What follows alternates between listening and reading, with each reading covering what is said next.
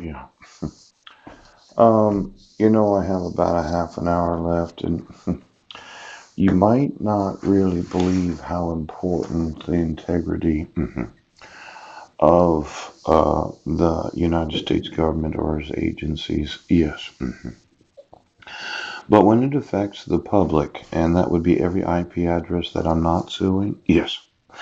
On all the Facebook accounts and the YouTube channels, yes. You're going to find out that you do not protect the integrity of the United States.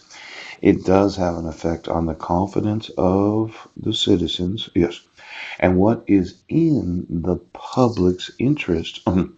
Now, the Unified Family Court, in some jurisdiction, a court that hears all family matters, including matters of divorce, juvenile delinquency, adoption, abuse and neglect, and criminal abuse.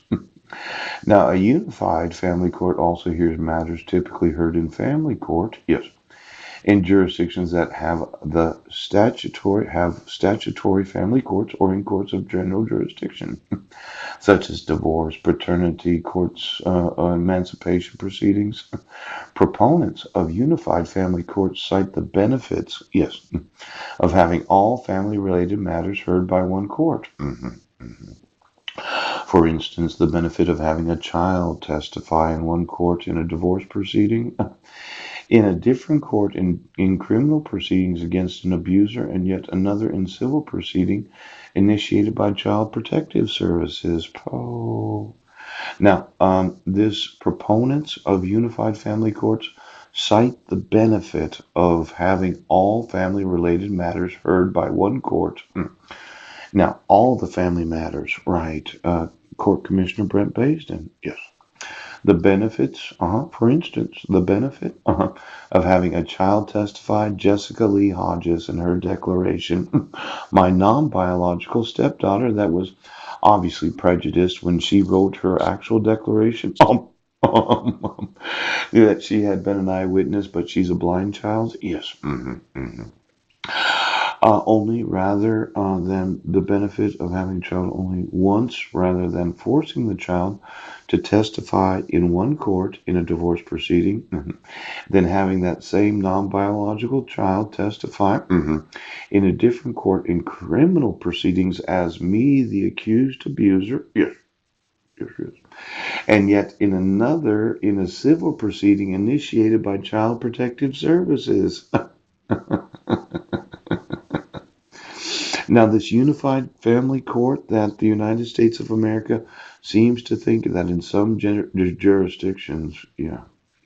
Why don't you get me all the family courts? Now, is it in the public's confidence or in the best interests of the public to not have due process? Oops. To have a 14-year-old daughter write a statement, yes, that I was abusive. Ooch, crazy. Oh. And then have CPS, right, try to get me for child abuse and child neglect. Ooch.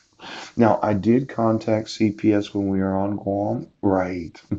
They visited us, and I put a recording of that actual conversation that we had when we were staying at the Guma San Jose. Yes. There was a lot of love in the room. And when I was just interviewing for some rental assistance, pooch, I told the individual I was talking to, you're going to be full of joy.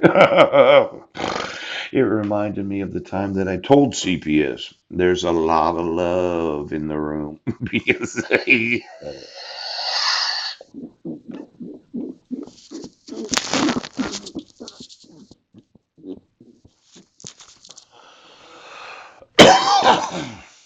now I found it odd that when applying for rental assistance, yes, I had the availability of two of the persons, yes, but there was a second individual in the room that happens to be a woman, yes.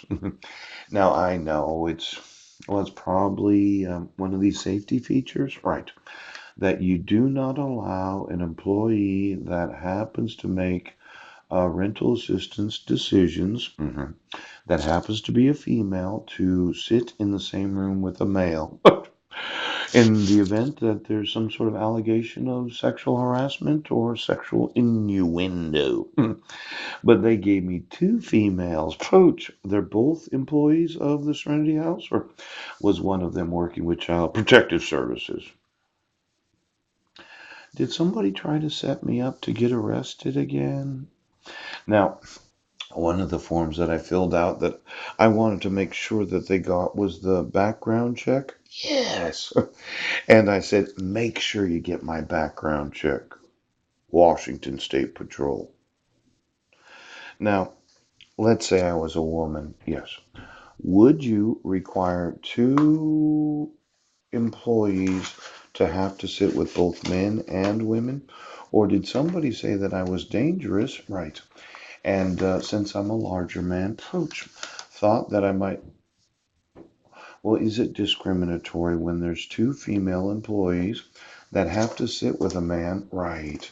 But I brought another female with me, known as the emergency bed, coach, so that there was not a need for two employees during the time. Now look at here. Oh, Washington State Patrol. Golly. Request for Criminal History Information Child Adult Abuse Information Act. I made sure that they got this and I put my signature on it. Ooch, homeless. Port Angeles, Washington, 98363. Oh, and then there's a diversion specialist. Yes, yes, yes. And today's date. Ooch. Now, I want to know, as a male, my race being Caucasian, yes, 48 years old. Are you having two employees sit during the interview process because of the gender of the applicant? I think there could be a real lawsuit there. I think that one of the employees wasn't an actual employee of Serenity House, the Housing Resource Center, but was maybe one of these top secret CPS workers or Washington State Patrol. Why don't you get me every employee of every state patrol? Now, are you trying, right, to get deadbeat dads that have been accused of child abuse, right, but did have their records expunged? Yes. And then the court decided to commit the fraud of issuing protection orders without any due process to the father. Now, I was not given any due process in 2011. Brent Baston. And then yes.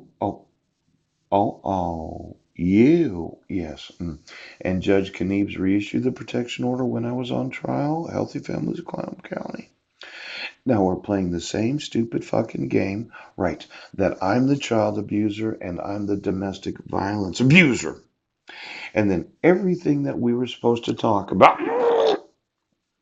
Now, get me the actual applicants for all rental assistance. Yes. Is it the actual policy that it takes two employees to fill out the same stupid fucking forms that everybody has to fill out? Or was I given two employees, because somebody's been lying about me being a criminal coach, a child abuser, a domestic abuser, Jessica Lee Hodges, exactly what was the B on the individual? I'm sorry to tell you this, but we're not going to have. Well, if I was a woman, yes.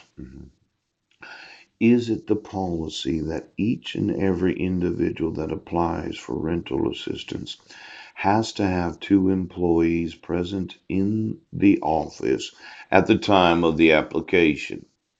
Or are you intentionally discriminatory to males? Write the fuck down. As I mentioned, there'll be some lawsuits. You shouldn't have denied me rental assistance. And when I can see that I'm being discriminated against because of being homeless, malicious harassment, yes, I made sure as one of the documents that I was super excited to fill out, Washington State Patrol. Request for Criminal History Information, Child Adult Abuse Information Act, RCW 43.830. Now, why don't we all get a copy of my background check again? Yes, yes, yes. Because I think it does erode the confidence of the public, and it's not in the public's best interest to issue any fucking court order. It's a multi-fucking billion-dollar day, you piece of shit. Okay? Dog. Now, when we look at all the applicants for rental assistance, does it really take two employees to fill out maybe 5 to 10 pieces of paper? Or should it have been one person in the room with one applicant, regardless of gender?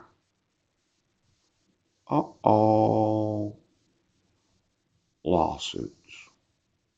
Big lawsuits.